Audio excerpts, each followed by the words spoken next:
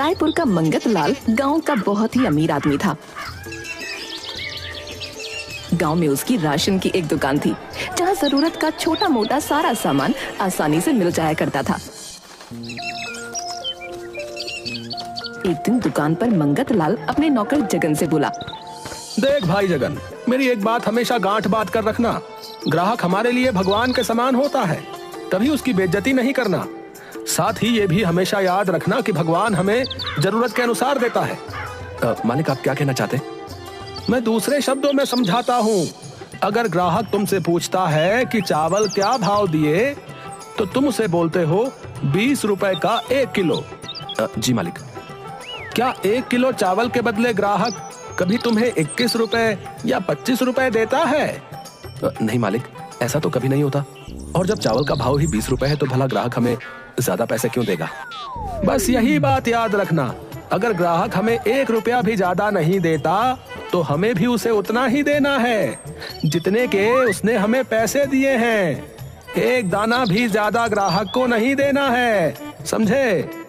मैं समझ गया मालिक, आपकी बात समझ गया अच्छी तरह से।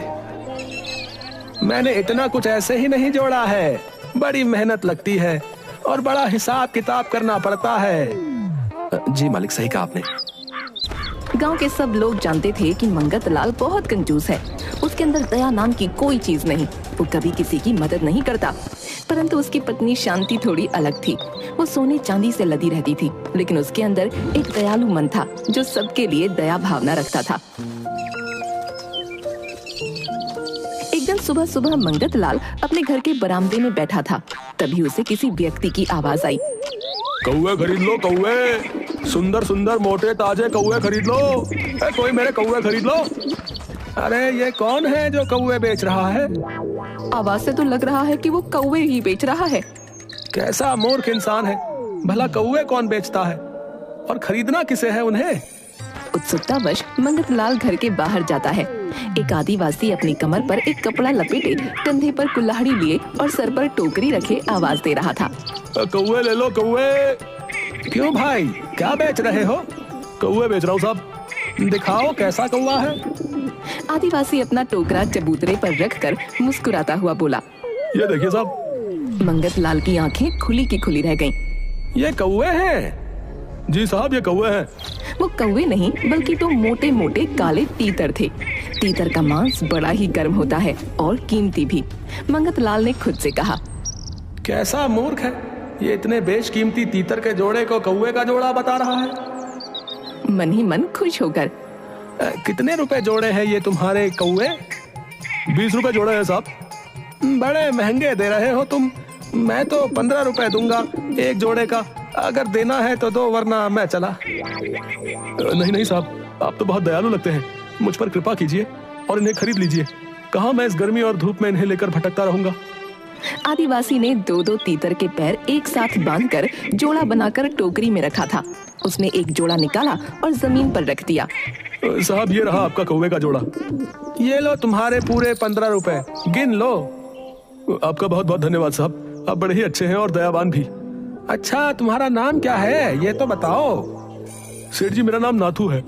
ठीक है, अगली बार जब तुम्हें और भी कौवे मिले तो मेरे पास जरूर आना, मुझे ये बहुत पसंद है। जरूर साहब, अब मैं जब भी इधर आऊंगा तो आपके पास जरूर आऊंगा। नाथू चला गया और मंगत लाल अपने किए सौदे पर इतराते हुए अपनी पत्नी को तीतर दिखाता है। अरे, इतने मोटे ताजे तीतर यहाँ कौन रख गया है? वही जो कौवे बेच रहा था। कौवे बेचने वाले के पास तीतर भी थे? हाँ, वो बड़ा ही मूर्ख था। इस कीमती तीतर को कौवे के भाव बेच रहा था। क्या भाव दिया उसने तीतर? 15 रुपए जोड़ा। शांति की आंखें फटी की फटी रह गईं। क्या कहा? 15 रुपए जोड़ा? ये इतने मोटे ताजे तीतर तुम्हें 15 रुपए में मिले हैं? हाँ, वो बड़ा ही मूर्ख था। उसने ये कीमती तीतर 15 रुपए में दे दिए। शांति शाकाहारी थी, इसलिए मंगत लाल ने अपने मित्र को दावत पर बुलाया और बाहर बरामदे में तीतर को बनाकर दोनों दोस्तों ने खा लिया। मंगत लाल बार बार तीतर के भाव को सोचकर खुश हुए जा रहा था। एक हफ्ते बाद ही रोज की तरह मंगत लाल अपने घर के बाहर बरामदे में बैठा था। तभी उसे एक आवाज सुनाई दी, रंगना ले लो, कोई मेरा रंगना ले लो। मंगत लाल ने घर के बाहर देखा क्योंकि उसे नाथू की आवाज तुरंत पहचान में आ गई। अरे नाथू इधर आओ, ये रंगना क्या होता है, जरा मैं भी तो देखूं। नाथू मंगत लाल के घर आता है, अपने सर से एक चमकता हुआ घड़ा उतार कर जमीन पर रखता है। यह है मेरा रंगना साहब। मंगत लाल बड़ी बड़ी आंखों से खड़े हुए देख रहा था। वैसे तो घड़ा पुराना था, इस्तेमाल किया हुआ, जगह जगह थोड़े गड्ढे भी थे, पर वो बड़ा ही शानदार और मजबूत दिख रहा था, सोने की तरह चमचमाता हुआ। देखने से तो यह बड़ा कीमती लग रहा है। कम से कम इस बर्तन के 1000 रुपए तो होंगे ही। इसी मूर्ख से पूछता हूँ, क्या बोल रहे थे तुम इसे? साहब ये रंगना है, मेरी माँ का रंगना बहुत पुराना और मजबूत है। आप इसे हाथ में लेकर एक बार देखिए तो। कितने पैसे लोगे इसके? साहब 100 रुपए लूंगा मैं इसके। बड़ा महंगा दे रहे हो। मैं 80 रुपए दूंगा, वरना अपने रंगना के लिए दूसरा ग्राहक देख लो। नहीं नहीं साहब, आप नाराज मत होइए, आप बहुत ही अच्छे और दयावान हैं। आप आखिरी बार बताइए कितना देंगे। मैं तो 80 ही रुपए दूंगा, 1 रुपया भी ज्यादा नहीं दूंगा उससे। ठीक है साहब, आप भले आदमी हैं, इसलिए मैं आपसे ज्यादा मोल भाव नहीं करूंगा। ये मेरी माँ का रंगना आपका हुआ और मुझे 80 रुपए दे दीजिए।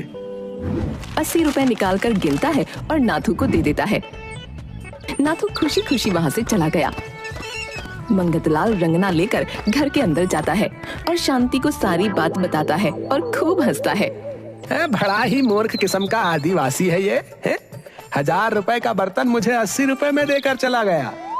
सच कह रहे हैं आप, ये बर्तन बहुत ही कीमती है। इस सौदे में तो आपको कौड़ियों के भाव में मोती मिल गए, इसमें कोई कमी नहीं है। जो भी रंगना देखता वो उसकी तारीफ किए बिना नहीं रह पाता। अब तो रोज मंगत लाल अपने बरामदे में बैठा नाथू की राह देखता, बार बार गली की ओर नजर दौड़ाता। रंगना खरीदे अभी 5 दिन ही बीते थे कि नाथू फिर से आता दिखा। लखनौज ले लो, लखनौज, कोई मेरे बेशकीमती लखनौज ले लो। अरे नाथू, क्या लेकर आया है इधर आ? जी साहब अभी आया। नाथू मंगत लाल के घर गया और अपनी जगह पर बैठ गया। अरे भाई नाथू, ये लखनौज क्या होता है? जरा हमें भी तो दिखाओ तुम्हारे बेशकीमती लखनौज। बड़े ही कीमती लखनौज है साहब। वो एक छोटी सी पोटली निकालता है और उसे जमीन पर पलट देता है। उसमें से चमकते हुए छोटे बड़े बहुत सारे हीरे निकले। मंगत लाल की आंखें फटी की फटी रह गईं। मंगत लाल का मुंह तो हीरों को देखकर सूखने लगा और वो कुछ बोल ही नहीं पा रहा था। फिर बड़ी हिम्मत करके उसने खुद को संभाला। कितने पैसे हैं इन लखनौज के? 10 लाख साहब, बड़े बेशकीमती लखनौज है ये तो बहुत ज्यादा है नाथू, तुम बहुत ज्यादा पैसे मांग रहे हो। साहब इस बार मैं 1 पैसा भी कम नहीं कर सकता, क्योंकि ये लखनौज मेरे अकेले के नहीं है, ये मेरे पूरे कबीले के हैं और मुझे वापस जाकर उन सबको उनका हिस्सा देना है। इन्हें तो जंगल का कोना कोना मालूम है। यहाँ आसपास हीरो की बहुत सारी खदानें हैं और उनके बारे में सबको पता भी नहीं है, ना ही उन सबको खोदा गया है। ये आदिवासी हैं, इन्हें जरूर किसी खदान के बारे में पता चल गया होगा और इन्होंने ये हीरे अपने पास इकट्ठे कर लिए। अगर ये मूर्ख नाथू 1000 रुपए के बर्तन के 100 मांगता है और कीमती तीतर के जोड़े के 20 मांगता है, तो इसका मतलब ये इन हीरो के 10 लाख ज्यादा नहीं मांग रहा होगा। ये हीरे तो बड़े कीमती लग रहे हैं। इसमें से कुछ हीरे तो कंचों के बराबर है और कुछ मटर के दानों के बराबर। कुल कितने लखनौज हैं यहाँ? साहब पूरे 22 लखनौज हैं। ठीक है, मैं तुम्हारे लखनौज खरीद लूंगा, लेकिन इतने रुपए इकट्ठे करने के लिए मुझे थोड़ा समय दो। साहब आप बड़े ही अच्छे और दयालु हैं। मैं शाम तक आपके पास फिर आता हूँ, तब तक आप पैसों का इंतजाम कर लीजिएगा। नाथू वहां से वापस चला गया और मंगत लाल 10 लाख रुपए के लिए अपनी पत्नी के बहुत सारे गहने बेच देता है और अपनी सारी जमा पूंजी इकट्ठी कर लेता है। शाम को नाथू आता है और अंधेरे में दीपक की रोशनी में नाथू ने जब हीरे निकाले तो उनकी चमक मानो और बढ़ गई थी। लखनौज मुझे दो, मुझे इन्हें देखने दो। जी साहब जरूर देखिए। ये लो अपने 10 लाख रुपए। आप बहुत अच्छे और दयालु हैं साहब। अच्छा मैं चलता हूँ। नाथू पैसों को एक पोटली में बांधकर वहां से चल देता है और जंगलों में चला जाता है। मंगत लाल हीरों के सौदे से बड़ा खुश होता है। अपनी पत्नी शांति से बोलता है। ये देखो, आज उस आदिवासी ने हमें करोड़पति बना दिया। ये हीरे तो वाकई बहुत चमक रहे हैं और बड़े ही सुंदर हैं। हाँ, अब कल सुबह मैं जल्दी ये हीरे लेकर शहर चला जाऊंगा ताकि वहाँ इनका सौदा कर सकूं। ठीक है। शांति सो जाती है, लेकिन मंगत लाल को रात भर नींद नहीं आती। वो यही सोचता रहता है कि कल मैं करोड़पति बन जाऊंगा। सुबह जल्दी उठता है और तैयार होकर शहर चला जाता है। वहाँ अपनी पहचान के जौहरी की दुकान पर जाता है। राम राम संपत सेठ, कैसे हैं? आप बड़े दिन के बाद आए। आज तो मैं बहुत जरूरी काम से आया हूँ तुम्हारे पास। मंगत लाल हीरे जौहरी को देता है। जौहरी हीरों की जांच करता है। संपत सेठ, चमक तो बहुत रहे हैं ये, लेकिन ये हीरे नहीं है, ये तो कांच के टुकड़े हैं, सिर्फ कांच और कुछ भी नहीं। तुम क्या कह रहे हो? मैंने अपना सब कुछ लगा दिया इस सौदे के लिए। मैं सच कह रहा हूँ संपत सेठ। अगर आपको विश्वास नहीं है तो किसी और को भी दिखा लीजिए, लेकिन ये सिर्फ कांच है और कुछ भी नहीं। इसका मतलब उस नाथू ने मुझे बेवकूफ बनाया और मैं सोच रहा था कि वो बेवकूफ है। असलियत में बेवकूफ वो नहीं, मैं ही हूँ। मंगत लाल के तो मानो पैरों तले जमीन ही निकल गई हो। उसने जितने सपने देखे थे वो एक क्षण में टूट गए। नाथू ने ये जाल फेंका था जिसमें मंगत लाल फंस गया था और अपना सब कुछ गंवा बैठा था। लालच और सस्ते सौदे के चक्कर में उसने अपनी जमा पूंजी थोड़े से कांच के टुकड़ों के बदले नाथू को दे दी। ये एक सच्ची कहानी है और आज भी ये एक कविता के रूप में छत्तीसगढ़ में कही जाती है। कौवा के धोखा में तीतर बिकाई और बिकाई रंगना, जब फटे लखनऊ धमाका।